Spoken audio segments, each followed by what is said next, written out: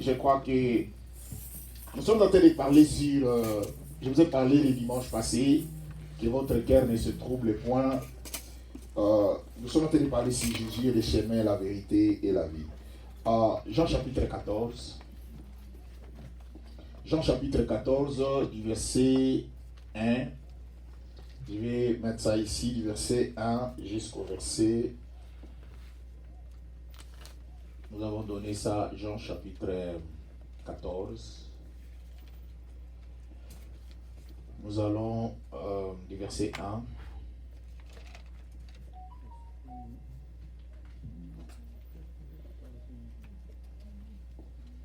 Jean chapitre 14.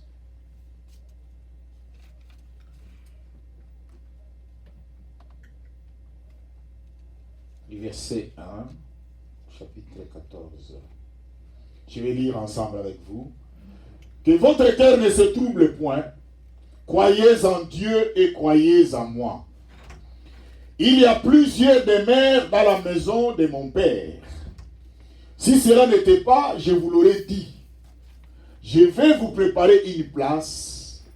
Et lorsque je m'en serai allé et que je vous aurai préparé une place, je reviendrai.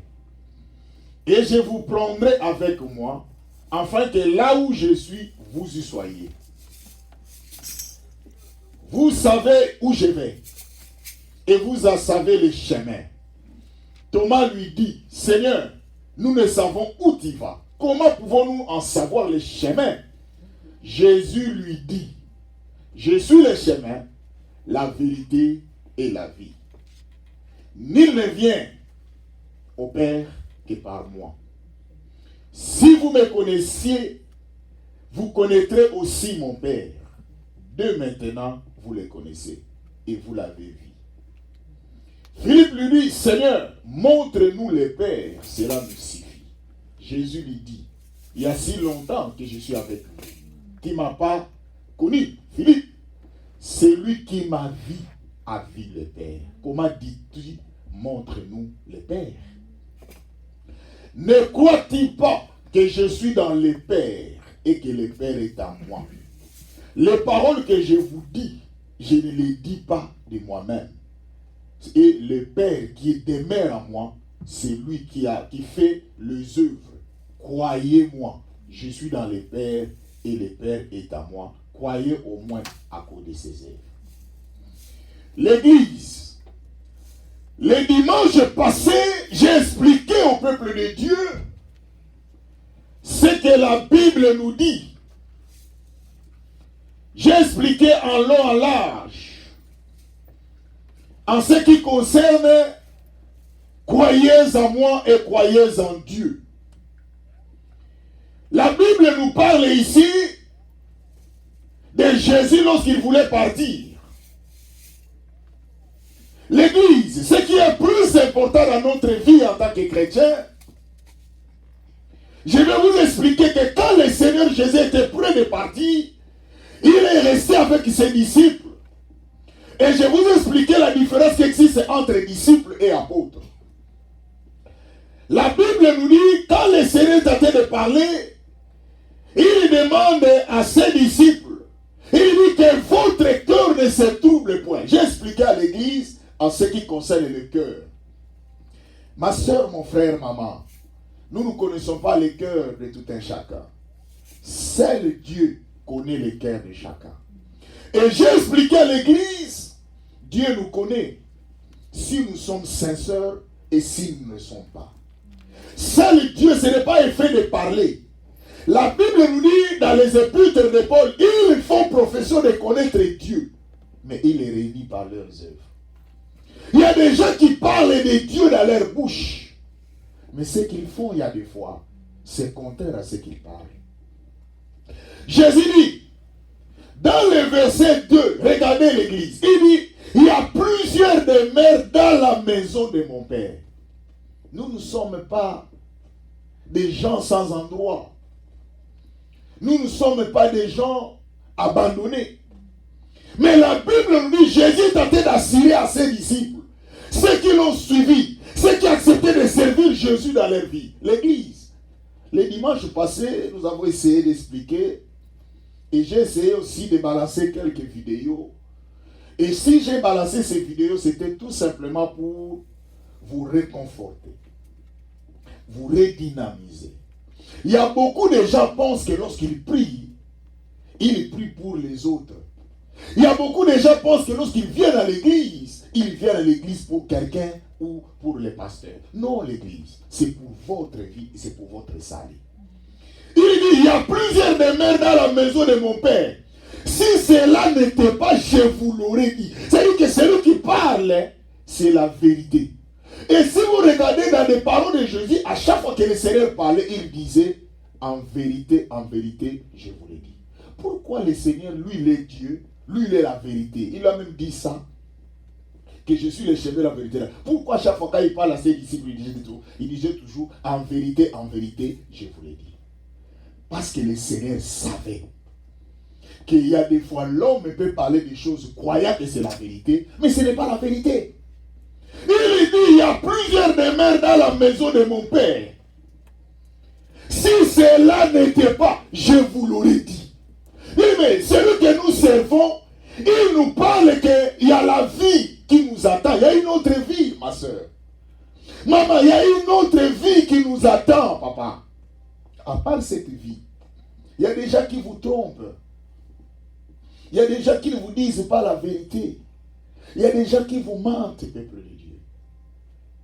À part cette vie que nous avons ici, il y a une autre vie qui nous attend. Aujourd'hui, je ne serai pas long, mais je vais vous parler de quelque chose. Le Seigneur que nous servons, il nous dit que votre cœur ne soit pas troublé. C'est le cœur qui nous trouble. Nous voulons avoir. Je vais dire à l'église une chose. Lorsque nous étions en train de prier, et lorsque nous avons commencé de prier, on nous a prêché que dans l'église, il n'y aura pas de pauvres. C'est pour cela, si vous regardez dans nos prières, nous chassons l'esprit de la pauvreté. Je ne dis pas qu'il n'y a pas l'esprit de la pauvreté. Mais je vous parle que Jésus-Christ avait dit, il y aura des pauvres parmi vous. Dans la vie, il y a ce qu'on appelle la classification. Dans la vie, tout le monde ne sont pas égaux. Tout le monde ne sont pas égaux. Il y a toujours des gens qui vont être au-dessus. Même moi qui vous prêche. Je suis pasteur, il y aura toujours des pasteurs qui seront au-dessus de moi. C'est comme ça que Dieu a fait. Et ce que nous dit l'Église, nous ne voulons pas accepter la réalité. Ce qui nous dit l'Église, nous ne voulons pas accepter la réalité. Et même dans la vie, il y aura aussi des gens qui seront plus beaux que moi. Il y aura aussi des gens qui seront plus belles que toi. C'est comme ça la vie. Mais le cœur que nous portons est en train de nous induire à l'erreur. C'est pour cela que nous ne voulons pas recourir à la parole de Dieu.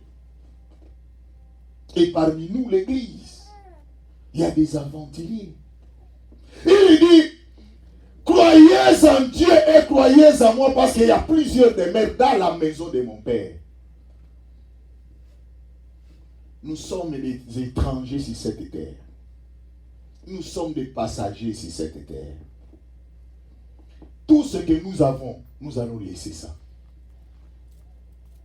Mais à quoi sert l'Église? Matthieu chapitre 16, 26 nous dit, que servirait-il à un homme de gagner tout le monde s'il perdait son âme? À quoi sert? Tu gagnes tout sur cette terre. Mais un jour ton âme est perdue. Regardez. Je ne sais pas si je peux trouver ce truc. Je suis en train de me débrouiller un peu pour vous aider l'Église. Permettez-moi, je suis en train de travailler de mon mieux pour essayer de vous montrer des choses que j'ai toujours l'habitude de préparer. Regardez l'Église. Je ne sais pas si on va y arriver. Ce qui m'a fait très pitié. Regardez l'Église, ce qui se passe dans la vie de cet homme. Peuple de Dieu, il est venu pour donner la nourriture à leurs histoires. Pour lui, il savait que quand il vient, il va retourner. Mais par l'erreur, son ami va balancer un sac qui va le faire glisser. Sa vie est finie, non? Il est parti. C'est fini pour lui. Pensez-vous que cet homme vient de tomber ici? Il est resté, ces animaux l'ont laissé comme ça. Il est mort, l'Église. C'était juste une parenthèse, l'Église. La Bible nous parle. Il y a plusieurs demeures dans la maison de mon père. Ma soeur, mon frère. Lorsque vous n'acceptez pas Jésus dans votre vie, lorsque vous ne donnez pas votre vie au Seigneur, vous êtes en train de vous entretuer vous-même. C'est vous-même qui est la base de votre malheur. Peuple de Dieu, il dit, il y a plusieurs demeures dans la maison de mon père. Si cela n'était pas, je vous l'aurais dit. Je vais aller vous préparer une place. Il parle qu'il va aller préparer une place pour nous. Ça c'est merveilleux. Quelqu'un qui nous assure l'avenir. Je vous ai dit l'Église, nous avons deux vies, qu'on ne vous trompe pas. Vous savez pourquoi aujourd'hui le monde, tout le monde veut gagner. Pourquoi je parle de ces choses? Parce que nous sommes prêts à réussir dans notre vie, quel que soit les chemins que nous allons réussir. Nous avons besoin de réussir. Comme on dit à Dunkerque, quelle que soit la voie, moi j'ai besoin de réussir. L'Église, même les enfants de Dieu arrivent même à faire du mal pour réussir. Mais Jésus nous dit, il dit maintenant le verset 3, lorsque je m'en serai allé et que je vais et que je vous aurai préparé une place, je reviendrai. Le Seigneur nous donne la promesse qu'il va revenir pour nous prendre. L'Église, celui qui parle n'est pas un homme. La Bible nous parle ici dans Nombre, Nombre chapitre 23. Prenez vos Bibles. Dans Nombre chapitre 23, Et même nous, comme nous pouvons commencer d'abord dans Jérémie chapitre 1, verset 12. Et l'Éternel me dit, tu as bien vu, car je veille sur ma parole pour l'exécuter. Dieu qui parle. La Bible dit, il y avait un moment où Dieu devait envoyer Jérémie pour aller faire une mission que Dieu lui envoie. Mais la Bible nous dit, Jérémie dit à l'Éternel, moi je suis encore un enfant. Je serai incapable de faire ce que tu me demandes. Le Seigneur nous dit, va, moi l'Éternel, je vais t'accompagner. Mais ce qui est merveilleux, quand Dieu t'accompagne, ne regarde pas la façon dont tu es. Parce que c'est lui qui t'a créé, c'est lui. Il connaît que lorsqu'il t'a créé, il connaît tes faiblesses. Il te donnera les capacités. C'est lui qui va te combler. C'est lui qui va te remplir pour que la mission qu'il t'a envoyée s'accomplisse. Il dit à Jérémie, allez, va. Il dit, je mets mes paroles dans ta bouche. Ce que tu vas parler, c'est moi qui mets ça dans ta bouche. Il dit, moi Dieu, je suis derrière ma parole pour l'exécuter, pour l'accomplir. Regardez maintenant dans Nombre. Dans Nombre, chapitre 23, du verset 19. Dieu n'est pas un homme, n'est point un homme pour mentir, ni le fils de l'homme pour se repentir. Ce qu'il a dit, ne le fera-t-il pas? Ce qu'il a déclaré, ne l'exécutera-t-il pas? Ça, c'est Nombre qui nous parle. La Bible dit que Dieu a dit, je vais aller vous préparer une place, je reviendrai. L'église, écoute-moi, Dieu va revenir. Le monde est en train de vivre dans une situation très difficile. Il y a des enfants de Dieu, ne regardent pas vers Jésus. Un jour, j'étais en train de préparer, j'étais entré dans l'église en Afrique, j'étais en train de prêcher. Dieu m'a dit, dis à ces peuples, votre attention s'il vous plaît, c'est Jésus. J'ai écrit ça sur un tableau devant. Votre attention s'il vous plaît, c'est Jésus. Aujourd'hui, nous ne faisons plus attention à Jésus. Quelqu'un passe, vous faites attention à l'homme. Même quand on prêche la parole, quand quelqu'un entre par exemple, au lieu à lieu place d'être concentré de suivre ce qu'on dit, il préfère regarder la personne. Il lui dit, je vais aller vous préparer une place. Je m'assieds et je reviendrai. Le Seigneur lui va revenir. C'est lui qui parle, n'est pas un homme pour mentir. Nous les hommes, nous parlons, nous promettons, mais des fois nous n'arrivons pas à réaliser. Moi je peux vous promettre des choses, mais je viens devant, je vous demande pardon. Je suis incapable. Parce que la Bible nous dit dans le cœur de l'homme, il y a beaucoup de projets. Mais c'est le dessein de l'Éternel qui s'accomplit. Il dit, je reviendrai, je vais aller vous préparer une place, je reviendrai. C'est ce que la Bible dit. Et il dit, et je vous prendrai avec moi. Afin que là où je suis, vous y soyez aussi. Là où le Seigneur sera, vous aussi vous serez avec lui. Mais il y a une condition, l'Église, que votre cœur ne se trouble pas. Votre cœur est troublé à faire du mal. Votre cœur est troublé à mentir. Votre cœur est troublé à faire de n'importe quoi. L'Église. Un jour, j'étais en train de parler avec mon ami.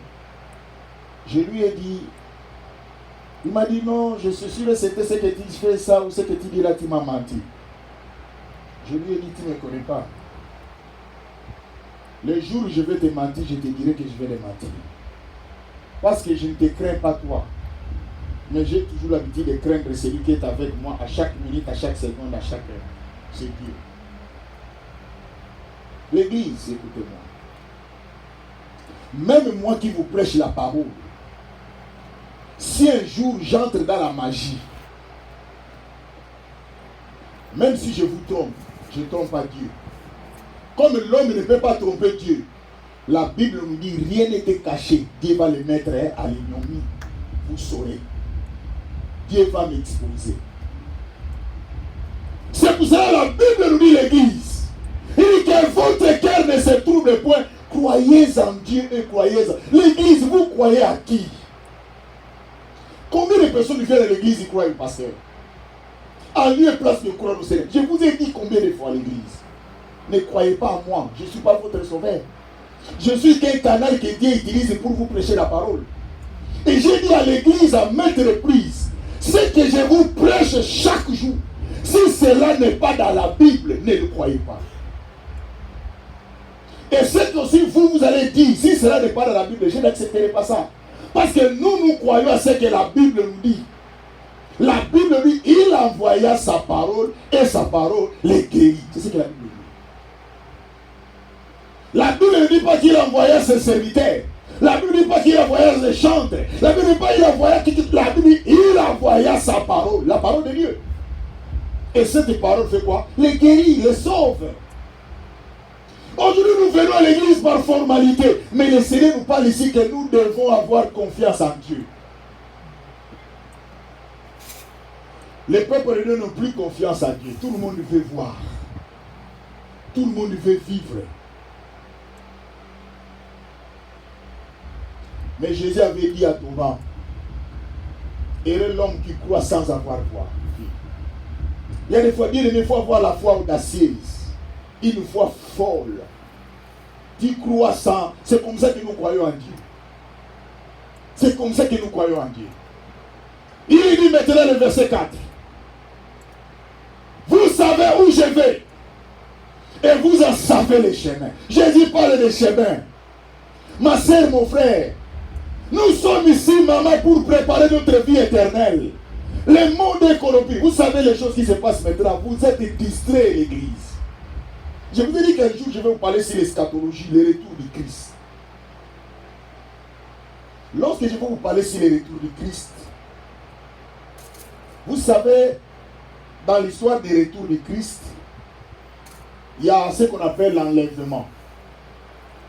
Et je vous ai expliqué, chrétien charnel n'existe pas. Il y a homme charnel qui existe, pas chrétien.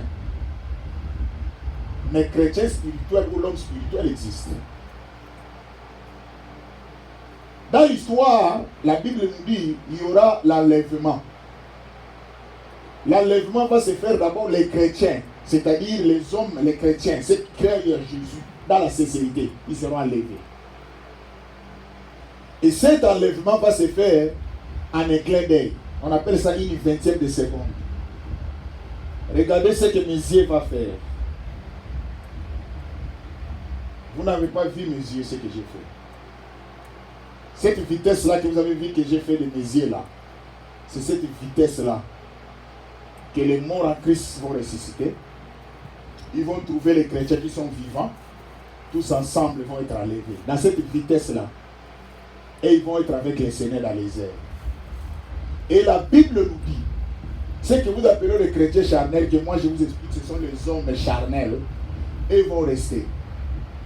Et quand ils vont rester, c'est alors que l'Antichrist va sortir. Et cet Antichrist, quand il va venir, il va essayer de mettre la paix dans le monde. Il n'y aura plus de guerre, il n'y aura plus de troubles. Et c'est lui qui va maintenant donner, ça va passer pendant 3 ans et demi. Parce qu'ils ont 7 ans. Selon Daniel chapitre 9, verset 27. Quand l'Antichrist va venir, tout le monde va penser que c'est le Christ. Or, le Christ est déjà venu. Mais ceux qui sauront que le Christ est déjà venu, ce n'est que les chrétiens en Christ. Parce que la Bible dit qu'ils vont entendre la sonnerie. La trompette va sonner dans le retour du Christ. Ne peut entendre cette sonnerie celui qui a Christ dans la vérité. C'est pour cela l'église, vous êtes en train de vous suicider vous-même sans le savoir. Vous pensez que lorsque vous faites le mal, vous êtes des acteurs. Vous pensez que lorsque vous faites le mal, vous êtes des bénéficiaires. Vous êtes en train de creuser votre propre trou. Et quand le Christ va venir, ceux qui vont rester, la Bible nous dit pendant 3 ans et demi, il va mettre la paix dans le monde. Ça c'est l'antichrist. Parce qu'il y a l'antichrist et l'antéchrist. L'antichrist veut dire contre Jésus et l'antéchrist avant Jésus. Et la Bible nous dit avant le retour du Christ pour l'éternité. Quand il va venir, il va mettre la paix dans le monde. Tout le monde va manger ça les billets d'argent. Le prix, si vous achetez les habits ici à $1, partout dans le monde, ça sera $1. Je vous ai en train de vous dire ça. Là, ce sont des chrétiens charnels que vous appelez. chrétiens charnels que je vous explique que c'est les hommes charnels qui vont rester. Ce sont eux qui vont subir ça. Et quand 3 ans et demi va arriver, et à ce moment-là, les gens vont commencer à aller dans les églises, dans les temples pour prier. Après 3 ans et demi, il va dire à l'église, plus question de sacrifice, que vous allez plus prier. Tout le monde va faire des sacrifices à moi seul. Et là maintenant, des hommes charnels, que vous appelez chrétiens charnels, vont se réveiller.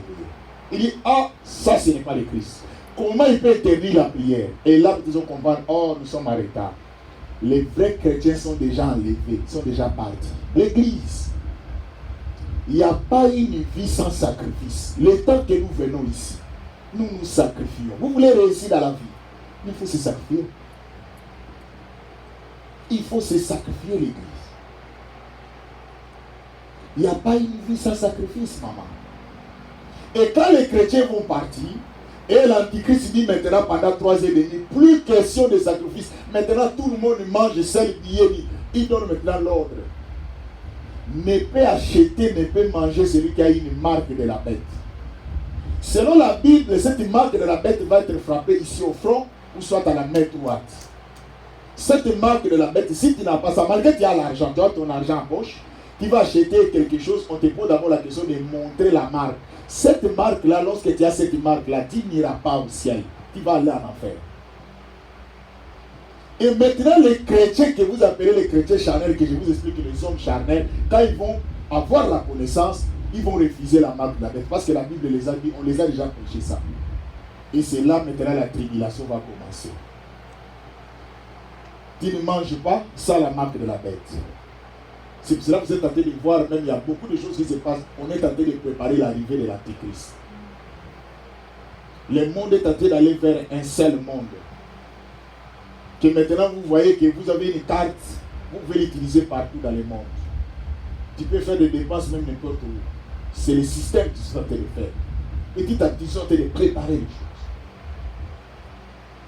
Et lorsque les chrétiens qui sont déjà au ciel, et ils sont en train de fêter avec le Seigneur, la Bible dit pendant 1000 ans.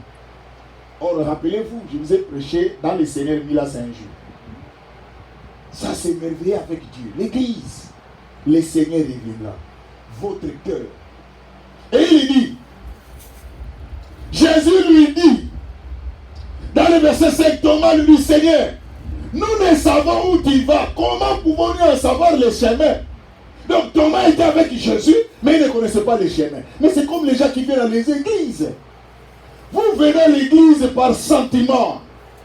Vous venez à l'église par des ambitions. Non, je veux que vous soyez un peuple veillé. Pas dans l'impolitesse. Moi je sais qu'il y a des gens qui disent, hey, ne blaguez pas avec moi, moi je suis impoli. Non, je ne parle pas de ça. Moi je parle d'être veillé, c'est-à-dire par rapport à la parole de Dieu. Et quand l'Antichrist va rester, maintenant les chrétiens là qui vont refuser la marque de la bête, comment on va les faire? La Bible dit on va les emprisonner. Ils vont être dans les prisons. La souffrance. Tu ne manges pas. Parce que tu refuses la marque. Dès que tu as cette marque, c'est l'enfer. Maintenant tu commences à payer ton salut par ton sang. Or il y a quelqu'un qui est venu qu'on appelle Jésus. Il a donné sa vie pour ton salut. Mais toi tu as bafoué ça. Et les gens qui ne connaissent pas le Seigneur, donne-moi la marque de la bête, j'ai besoin de manger. Mais pendant qu'on te demandait de jeûner ou de prier, tu étais capable. Mais ce jour-là, c'est maintenant on te dit qu'avant d'acheter ou de manger, tu vas voir la marque de la bête. Il y aura aussi un moment à l'église. Même ceux-là qui refusent le Seigneur dans leur vie, Dieu aussi va frapper. Des choses que je vous parle, les jours que je vais vous expliquer sur les retours du Christ, ce jour-là, vous saurez que non, c'est important pour vous de servir le Seigneur. Le Seigneur aussi va frapper, il va envoyer des sauterelles, selon l'Apocalypse. Ces sauterelles-là sont comme des lions, donc là, ils ont les dents comme des lions. La Bible nous dit Dieu va enlever la mort. Je ne sais pas si vous savez cela. C'est Dieu qui va enlever la mort. Quand les sauterelles vont te piquer là, tu vas chercher la mort. Mais la Bible nous dit, tu ne mourras pas. Seulement la souffrance. L'église il dit, je suis le chemin, la vérité et la vie. Nul ne vient au Père que par moi. Personne ne peut venir au Père. Jésus c'est le chemin. Si dans une église, on ne vous prêche pas Jésus, sortez. Si dans une église, on ne vous parle pas de Jésus, même quand les serviteurs de Dieu prient pour vous, vous devez être attentif pour savoir quel est le nom qu'il utilise. Parce que la Bible vous dit, dans Actes des Apôtres, chapitre 4, verset 12, il n'y a aucun autre nom parmi lesquels vous devez être sauvé, si ce n'est que le nom de Jésus. C'est le nom de Jésus qui sauve. Pas mon nom. Pas le nom de ta femme, de ton mari ou de qui. C'est le nom de Jésus qui sauve. Il y a un homme de Dieu qui priait pour les gens. Quand il prie pour les gens, quand ça arrive à un moment de citer le nom de Jésus, il cite le nom là, les gens n'ont pas attention. L'église, ici nous devons élever Jésus. Parce que seul est Jésus, c'est lui le chemin, la vérité et la vie. C'est lui qui est notre dépendance. Nous dépendons de lui. Il dit, je suis le chemin, Thomas. C'est moi le chemin. Mais vous êtes prêts là. Un jour, je vous ai raconté l'histoire de mon ami. Un grand garçon, un ami. Je viens de l'école, je vais passer par là parce que je faisais les pieds. Je demande à mon ami dans la passée, il me dit non, il n'est pas ici. Il y a quelqu'un, il est là-bas avec son pasteur, celui qui est en train de faire des cérémonies pour lui. Ok? Je l'attends alors. Quand j'attends, je vois l'ami sortir avec de l'eau dans le corps. Je dis, tu viens d'où comme ça avec de l'eau? Il dit non, je viens d'être avec mon pasteur faire des cérémonies. De quelle cérémonie? Non, il vient de me laver. Je dis à ton âge, mon frère. Est-ce que ton pasteur là, il t'a pris soin même dans des côtés là, toi-même tu t'occupes? Il a s'occupé de ces côtés-là. Parce que moi je dis la vérité, l'église, ne vous en faites pas. Ça c'est quel Dieu là, l'église? Je vous ai dit, le Dieu que nous servons n'est pas compliqué. Il est dans la simplicité. Dieu, qu'on ne vous trompe pas à l'église. Dieu est dans la simplicité. C'est le nom de Jésus, c'est fini. Vous vous agenouillez, vous priez, c'est fini. Lui il dit, vous faites votre part, le reste, moi je le ferai. Et lui-même a dit, vous m'invoquerez, vous partirez. Regardez ce que le texte dit. Tu invoques Dieu, tu parles. C'est-à-dire qu'il y a deux étapes qui vont se passer. Toi, tu viens dans l'église, tu pries, tu parles. Quand tu parles pour aller faire autre chose, mais tu avais déjà prié. Il dit, le reste, moi, je ferai. Il dit, vous m'invoquerez, vous partirez. C'est ce que la Bible dit. Et moi, j'agirai. Donc, Dieu agit lorsque tu es absent. Toi, tu pries, d'abord, tu parles, lui agit. Mais posez-vous la question, l'église. Est-ce que toi, tu as prié pour que l'Éternel agisse? Non. Il dit, je suis le chemin, la vérité et la vie, l'église. Tout ce que nous avons sur cette terre, nous allons les laisser. Je vous ai montré la vidéo. Est-ce que cet homme, quand il partait là pour aller donner au crocodile la nourriture, il savait que sa vie va s'arrêter là-bas? Non. Qui connaît? Regardez dans vos identités. On dit né-les. Mais il y a une date qui manque. Mort, when, quand. Ça ne se trouve pas dans votre identité. C'est un mystère caché de Dieu. On t'a dit la date qui est née, mais on ne t'a pas écrit la date que tu vas mourir. On ne t'a pas aussi non plus écrit comment tu vas mourir. On ne t'a pas aussi écrit la circonstance que tu vas mourir. C'est un secret de Dieu. C'est cela que moi j'ai compris dans la vie. Il ne faut jamais compliquer les choses. Accrochez-vous à Jésus. Je suis le chemin, la vérité et la vie. Il dit, ni ne peut venir au Père que par moi. C'est seul Jésus, qu'on ne vous prêche pas une autre.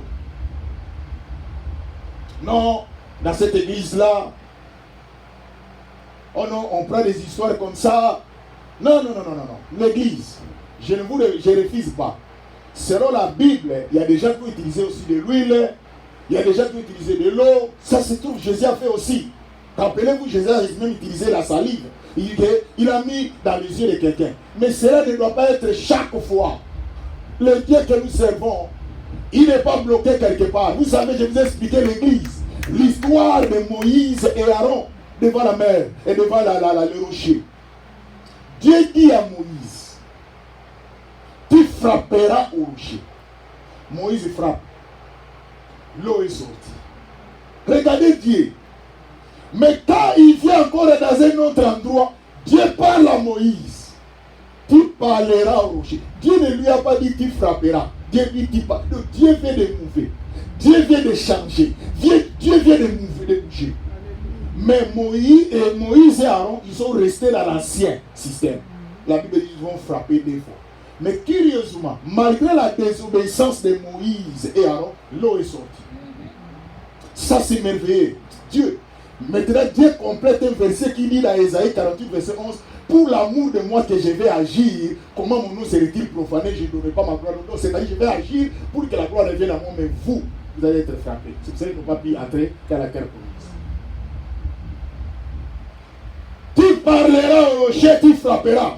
Moïse est resté dans l'ancien système. C'est ça qui est en train de se faire aujourd'hui l'église. Si Dieu t'a utilisé par les moyens, attention, ce Dieu-là, c'est un Dieu qui bouge. Il peut changer le système. Mais toi, il faut être focus. Il faut être concentré de combattre le mouvement de Dieu dans ta vie. Est-ce que qui connaît le mouvement de Dieu sur sa vie dans cette année? Qui connaît? Parce que vous êtes loin de la parole.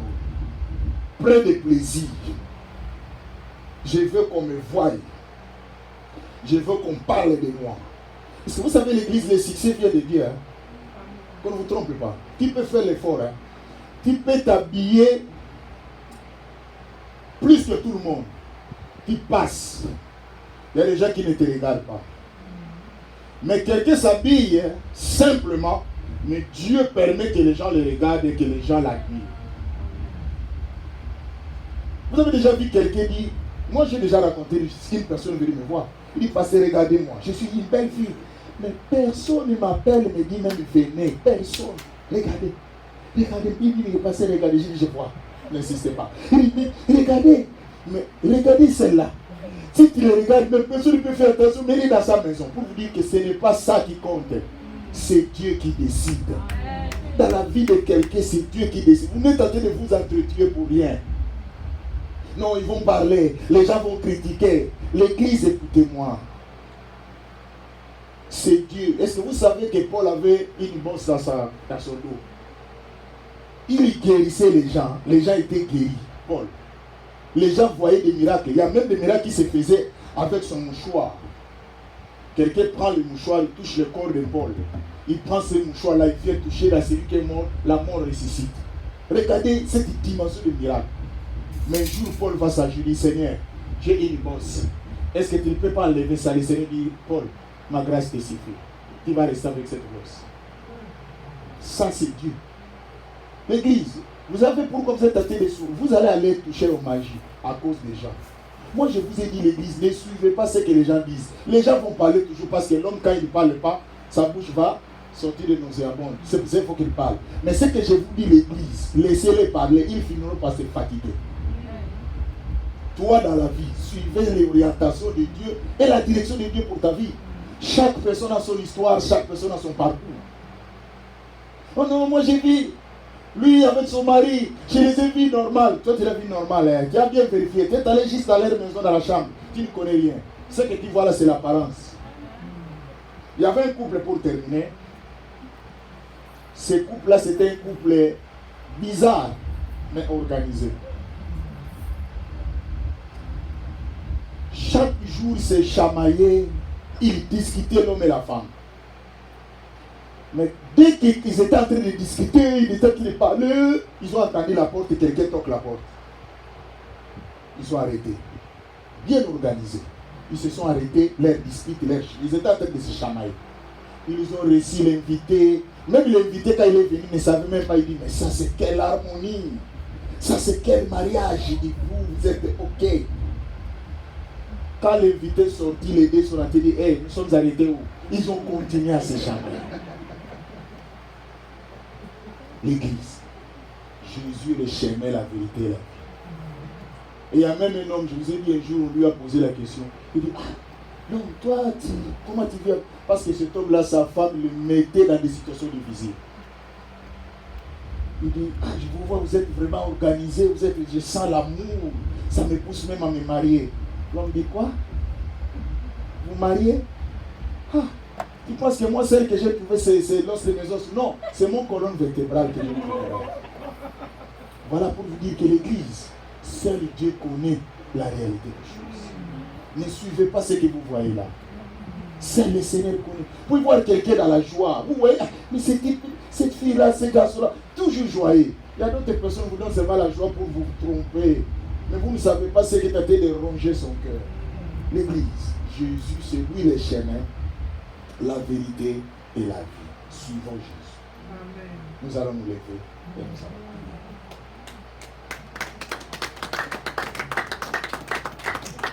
prier. Lève-toi et ferme tes yeux. Je veux que tu parles au Seigneur. Dis Seigneur, c'est toi le chemin, la vérité et la vie. Et je veux te suivre, Seigneur, dans ma vie. Parle-lui. Parle au Seigneur. Parce que lui, le chemin, la vérité et la vie. Dans le nom de Jésus, prions le Seigneur. Parle-lui maintenant.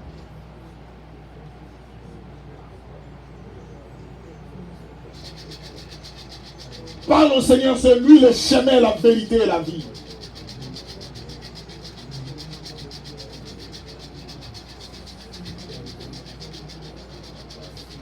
Jésus. Jésus, c'est toi le chemin, la vérité et la vie. Seigneur, nous avons compris que sans toi, nous ne pouvons rien faire. Yahweh, c'est toi le chemin, la vérité et la vie, papa. Nous avons besoin de toi, Elohim, El Shaddai. Bien-aimé, parle-lui, parle le Seigneur. Peut-être que tu ne savais pas que c'est Jésus qui est ta vie et la solution à ta vie. Seigneur, c'est lui le chemin, la vérité et la vie. Tu as besoin de lui dans ta vie. Tu as besoin de Jésus. C'est lui le chemin, la vérité et la vie. Seigneur, notre Dieu, notre Père, nous te disons merci, papa. Merci pour ce peuple, Yahweh. Merci pour cette parole, Jésus. C'est toi qui nous orientes. Que la grâce et la faveur du Seigneur soient avec nous. Dans le nom glorieux et merveilleux de notre Seigneur. Nous t'avons ainsi prié. Amen. Nous acclamons très fort pour notre Seigneur. Acclamez Jésus, acclamez Jésus. Merci beaucoup. Nous allons nous asseoir. Jésus-Christ est merveilleux. Merci.